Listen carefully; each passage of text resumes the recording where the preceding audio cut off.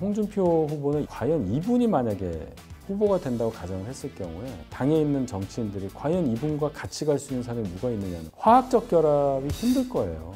역으로 윤석열 후보는 국민들로부터 차출된 사람이란 말이에요. 그런 차원에서 어떤 분하고도 손을 잡을 수 있는 여지가 많아요. 당 밖에는 안철수, 김동연 후보라든지 충분히 가능한 얘기예요. 예, 다음 사이다 선수 다음 이슈 넘어가도록 하겠습니다. 마찬가지 지금 뭐 야권의 이슈인데요. 저는 여권의 이슈였네요. 네. 대장동 야권이 아니고 네, 여권이죠. 예, 여권 이슈였네요. 예. 예, 야권 이슈 가도록 하겠습니다. 지금 어제 그 2차 TV 토론에서도 이제 그 홍준표 후보와 윤 후보님의 또 그런 뭔가 보이지 않게 시선 날카롭고 두 분 다 아주 날카롭고 말씀도 짧게 하더라고요, 두 분이 다. 예. 뭐 흥미롭게 봤는데요. 지금 그 홍준표 후보의 그 지지율이 여러 이제 뭐 다른 여러 여론조사에서 상당히 지금 올라가는 부분은 이제 다 알고 계실 텐데 이 최근 지난 20일 발표인데요. 한국사회여론연구소에서는 범보수권 차기 대선 후보에서 아주 미세한 차이인데 윤석열 후보가 29.5% 나왔고 홍준표 후보가 30.0% 약간의 미세한 차이로 네, 앞섰습니다. 네. 1위를 했고 그다음에 그 뭐 지금 전체 이제 대선 주자 그 여론조사에서도 지금 홍준표 후보가 거의 뭐 2위로 또 올라가기도 하고 네. 예, 전체 이재명 뭐 후보 다음에 가기도 하고 3위가 됐죠. 3위죠. 4위였다 전체 3위에 3위가 맞습니다. 예. 3위로. 그러니까 윤석열 후보를 이제 앞선 그런 결과가 전체 지지율에서는 앞선 적이 없고 네, 이낙연 후보를 앞선 이제 네. 어쨌든 전체 지지도 그렇고 상승세죠. 특히나 이제 야권에 있어서는 상당히 지금 어쨌든 맞습니다.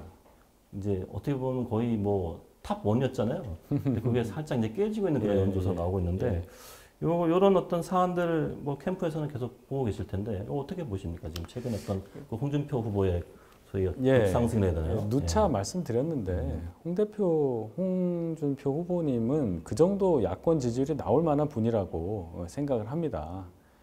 계속 제가 말씀드리는데 직전 대선 주자예요. 당대표 2번 하셨고 또 모르는 사람이 없는 인지도 최강인 후보입니다. 당내에서. 유승민 후보하고는 비교할 수가 없어요. 지난 대선에서도 유승민 후보보다 4배의 지지율을 24%를 얻었잖아요. 그래서 야권 지지율을 야권 후보로 누가 좋으냐라고 물어봤을 때 3분의 1 정도 홍 후보한테 간다는 게 전혀 이상한 게 아닙니다. 일단 그 말씀을 드리고 그럼 이제 저희는 어떻게 해야 되겠느냐. 왜 이렇게 국민 여론조사에서 이렇게 야권 1등 후보에서도 밀리냐 이런 얘기를 하시는데 제가 요 말씀을 살짝 또 한번 드릴게요.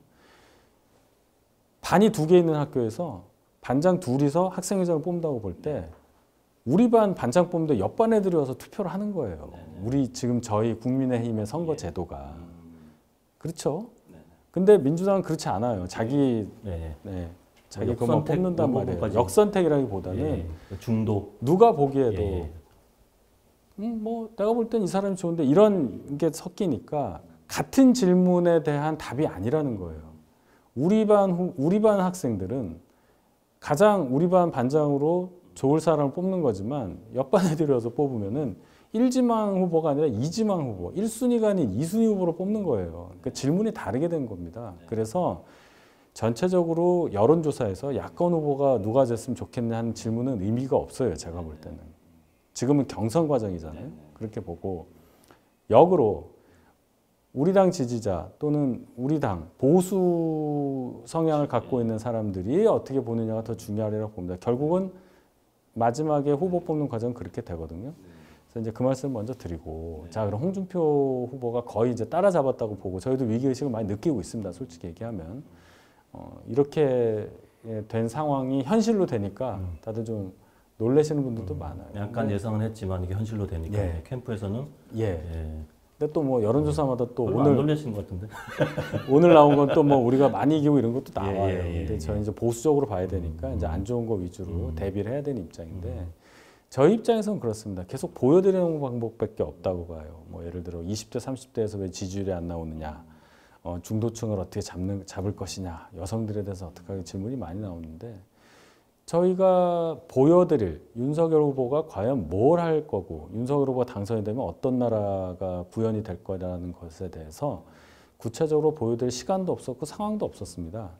근데 이제 토론을 하면서 또 경선 과정이 끝으로 가면서 점점 구체화되는 얘기가 형성이 될 거예요. 어제도 이제 2차 토론을 했는데 제가 볼 때는 상당히 여러 가지 윤석열 후보에 대해서 가졌던 국민들께서 가지셨던 의구심이라든지 불안감이 많이 해소됐을 거라고 생각합니다. 대표적으로 토론 한 번 하면 나가 떨어질 것 같다는 평가가 많이 있었습니다. 생각보다 예. 뭐 잘하시는 거죠 지금? 그렇습니다. 어떤 이슈에 대해서도 걱정했던 주변에서 걱정했던 것보다 어떤 이슈에 대해서도 막힘이 없었다는 부분은 제가 인정을 해야 된다고 생각을 하고요. 또 정치적인 어떤 유연성이라든지 또 여유 있는 모습 이런 것도 충분히 보여드렸어요. 국민들께서 그렇게 평가를 하실 겁니다. 그래서 저희는 노출이 되면 될수록 정치인 윤석열이 국민들에게 다가갈 수 있는 부분이 많을 것이다. 그런 것으로 대항을 하는 거지 홍준표 후보가 특정 후보, 홍준표 후보를 포함한 어떤 특정 후보가 지지율이 높아진다고 해서 거기에 맞춰서 뭐 맞춤으로 할 수 있는 건 없어요. 선거 전략적으로. 다만 홍준표 후보의 한계와 거기에 대비한 윤석열 후보의 장점을 말씀드릴 수는 있습니다. 뭐냐면은 홍준표 후보는 이미 대선에서 한번 심판을 받으신 분이에요. 어느 정도는 그 한계치가 설정이 돼 있는 분이고요. 여러 가지 뭐 얘기도 있지만 그 다음에 이제 제가 좀 강조드리고 싶은 거는 과연 이분이 만약에 후보가 된다고 가정을 했을 경우에 다른 후보들 당에 있는 정치인들이 과연 이분과 같이 갈 수 있는 사람이 누가 있느냐는 거예요. 원팀으로 갈 수 있겠냐? 예. 홍 후보와는 거의 다 대척점이 있습니다. 홍 후보를 도와준다고는 할 수 있겠지만 당내 분위기를 말씀하시는 거죠? 예. 화학적 결합이 힘들 거예요. 그만큼 이분이 선이 굉장히 독특하신 분이고 특징이 아주 도드라진 분이기 때문에 소위 말하는 확장성, 소위 말하는 화학적 결합에 있어서의 어떤 영향력 이런 것은 좀 떨어질 수가 있고 역으로 윤석열 후보는 정치인이 아니었지 않습니까? 본인 표현으로 따지면은 국민들로부터 차출된 사람이란 말이에요. 좋게 보면 또 신선하다 볼 수도 있고요. 그런 차원에서 어떤 분하고도 손을 잡을 수 있는 여지가 많아요. 뭐 당밖에는 안철수 대표라든지 뭐 김동연 후보라든지 충분히 가능한 얘기. 야권 통합에 좋은 어떤 그렇죠. 매체가 될 수 있는 가능하고 지금도 보면은 구원이 없습니다. 다른 분들하고 홍준표 후보나 유승민 후보나 다른 분들하고 과거에 무슨 뭘로 엮일 게 없어요. 근데 다른 분들도 꽤 많아요. 그런 것도 장점의 하나라고 말씀드릴 수 있겠습니다. 오늘 그 김성애 대변인이 안 계셔갖고 이 방송 나가면 또 윤 후보님 지지도 올라갈 것 같습니다.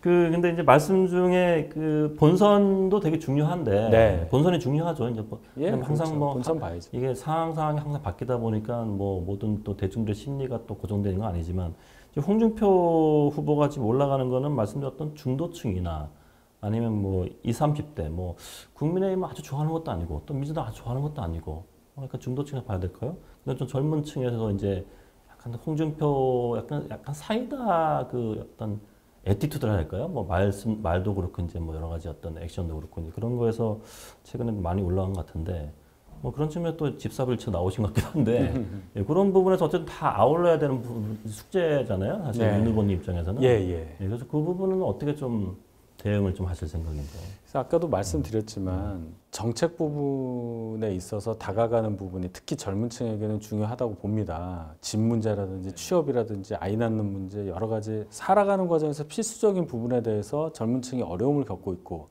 거기에 대해서 기성세대가 실질적인 해법을 제시하지 못하고 있고 희생만을 강요하고 있기 때문에 젊은 층이 분노하고 있는 상태라고 보거든요. 그것을 어떠한 얄팍한 말로 설득하는 것도 안 되는 것이고 또 뭔가 뭐 퍼주겠다고 한시적으로 그런 걸 가지고 해결된다고 생각하지는 않습니다. 기본적으로 그분들의 처한 상황에 대한 공감을 가지고 있는 상태에서 실질적으로 느낄 수 있는 뭔가를 줄 수 있는 그런 후보가 리더로서 선거에 나가야 된다고 생각하는데 결국은 정책으로 얘기를 해야 되겠죠. 그래서 어제도 여러 가지 말씀을 하셨고 또 말씀하신 공약 중에 또 젊은 층이 반대로 생각할 수 있는 부분도 언론에서 많이 지적한 부분이 있어 저희가 적극적으로 해명도 하고 이제 그런 상황이거든요. 네, 정책은 제가 사이다 전투에서 네. 윤 후보님은 정책이 지금 제일 중요하다. 네. 빨리 내셔라. 많이 강조한 부분인데 계속 내고 있습니다. 예, 제 말씀을 잘 전달해 주시는 것 같습니다. 네. 알겠습니다. 더 잘 전달하겠습니다. 예. 이어진 이슈 같은 경우도 지금 부동산 공약, 윤석열 후보와 홍준표 네네. 후보의 부동산 공약이기 때문에 이어서 가면 될 것 같은데 네. 이 부동산 정책 비교에 대한 이슈가 지금 있습니다. 네네. 지금 윤 후보님 같은 경우는 꽤 됐죠. 부동산 공약 내신 뒤 청년 원가 주택 네. 그 골자라는 정책을 예, 예. 내셨고, 그다음에 최근에 홍준표 후보가 쿼터 아파트 공약을 낸 것 같아요. 예. 예, 이게 많은 분들 잘 모르시는 것 같은데 일단 그 윤 후보님 그 청년 원가 주택 정책 요 간단하게 설명 다시 한번 좀 부탁드리겠습니다. 일단 국민주택 규모 85제곱미터 이하 규모의 주택을 국가가 짓는데 원가, 즉 토지 매입비하고 건설비만 반영해서 그 가격에 분양을 한다는 거예요.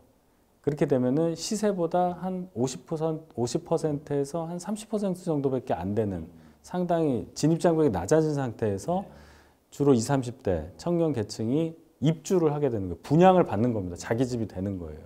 그 상태에서 5년 이상 살게 되면 환매 자격이 주어진다는 거예요. 그래서 환매를 할 때는 국가가 다시 환매를 합니다. 사가요. 되사가는데 그때 금액은 예를 들어 5억에 분양을 했으면 시세가 뭐 한 8억이 됐다. 그럼 8억을 주는 게 아니고 70%, 3억 올라간 가격 상승분의 70%에 해당하는 2억 1천을 더 얹어서 드린다는 거예요. 7억 1천을 받아서 나가는 거죠.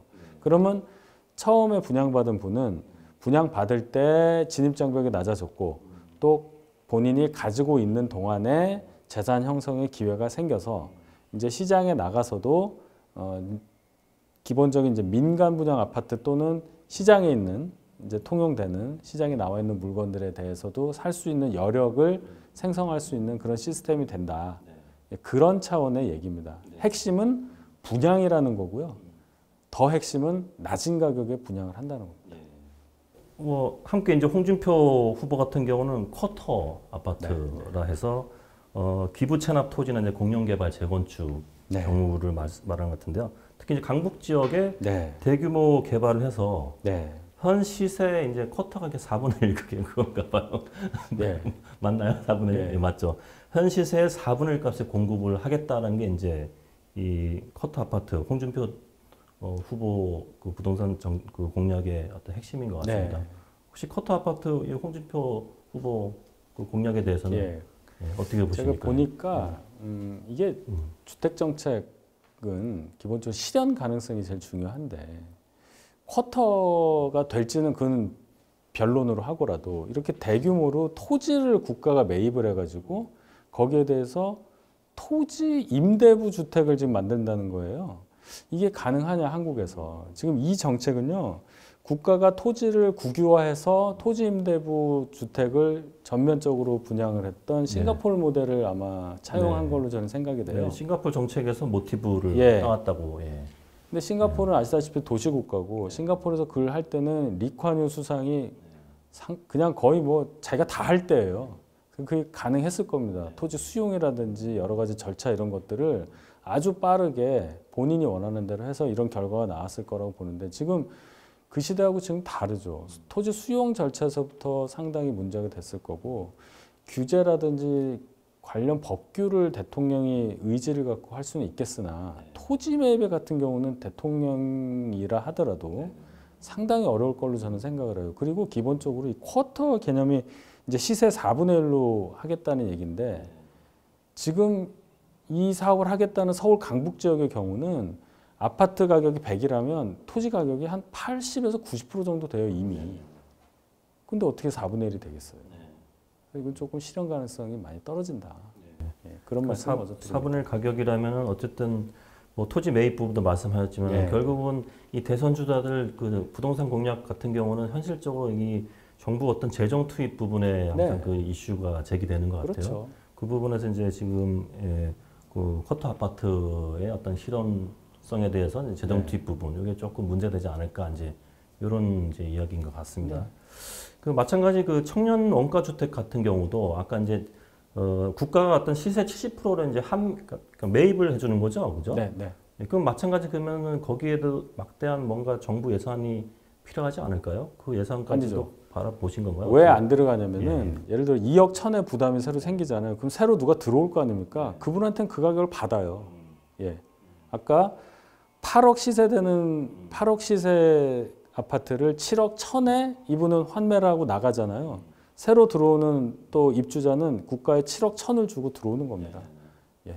시차만 있는 거지 국가가 새로 그것을 부담할 국가가 돈은 중개 역할을 해주는 거네요. 결국은 계약서에 그렇게 쓰면 되는 거예요. 왜냐하면 시세 증가분의 70%라고 규정을 지어야 되는데 그걸 강제할 방법이 없잖아요. 그러니까 계약서에 그렇게 써야 되는 거예요. 그래서 예를 들어 시세는 뭘로 정한다. 거기에 70%만 받고 나간다. 그렇게 계속 선순환이 나와야 되는 거죠. 요걸 뭐 조금 다른 이야기일 수 있는데 어제 그 TV 토론 할 때 군 복무자 주택 청약 요점 가점 주신다고 후보님 말씀하셨죠? 예. 이게 이제 유승민 후보 공약이라고 뭐 이런 이야기를 듣고 이거를 또 홍준표 후보 같은 경우는 이것저것 너무 좀 짬뽕식의 어떤 공약을 지금 남발하는 게 아닌가 이런 또 이야기도 들었는데 요거에 대해서 뭐 어제 후보님 말씀하셨지만은 소위 말하는 공약 표절 뭐 말씀하시는 건데요. 군 가산점 그 5점을 청약에 도입하겠다. 그 얘기가 이제 하태경 후보가 먼저 얘기했고 유승민 후보도 공약화했어요. 그래서 그거 너무 똑같다고 말씀하신 건데 저희가 이제 이렇게 얘기를 했죠. 그 저희가 청년들 상대로 여러 인터뷰를 진행을 했고 젊은 분들에게 의견을 받아서 그것을 공약으로 구체화하는 과정이 2-3달 동안 있었습니다. 거기서 나온 의견을 받아서 이거를 5점으로 한 거예요. 군 가산점. 그래서 저희가 누구 거를 갖다가 베낀 게 아니고 그 과정을 통해서 나온 거기 때문에 뭐 섭섭하게 생각하실 수는 있는데 우연하게 나온 갖다 쓴 건 아니에요. 거기서 나온 거예요. 그렇게 이제 설명드렸고 그래서 유승민 후보가 이랬죠. 그럼 그 자료가 있으면 달라고 후보가 드리겠다고 했어요. 그래서 제가 인터뷰 서칭한 자료. 그걸 달라. 뭐 그런 근거를 달라는 거예요. 베끼지 않았다는 근거를 달라고 하셔서 저희가 이제 곧 드린다고 했고 그래서 제가 작업해서 곧 드리게 돼요. 그래서 그걸 드리면 말끔하게 이제 해결이 되는 거고. 예를 들어서 또 뭐 국가 이익 우선, 뭐 국익 우선주의 뭐 이런 말도 홍 후보가 자기가 쓴 건데 뭐 그런 말 했느냐, 뭐 그런 말 하셨는데 그것도 사실은 특정 단어가 뭐 국익 우선이라는 말을 누가 막 네이밍을 특허를 낸 거는 아니고 얘기를 하다 보니 그렇게 된 건데 공약을 표절하고 그러진 않습니다.